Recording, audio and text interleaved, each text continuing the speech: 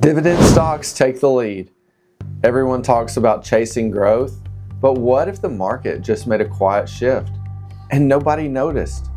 The same stocks investors ignored for years are now starting to win, and that usually means something bigger is changing. Let's take a look at this chart.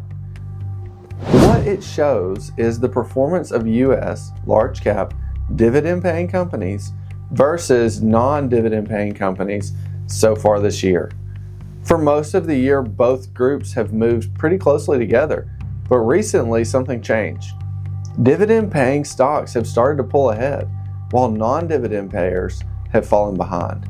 So now you're seeing a clear separation between the two, and that tells us investors are beginning to shift to what they value.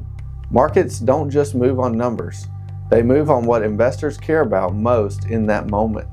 For years, the focus was on growth at any cost. But now, investors may be prioritizing something else: stability, cash flow, financial strength. And when that shift happens, leadership in the market can change very quickly.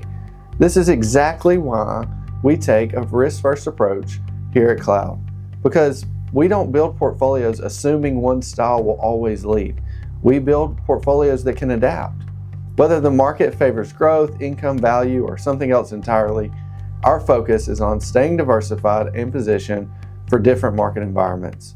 Because leadership rotates, and when it does, you don't want to be caught leaning in just the other direction.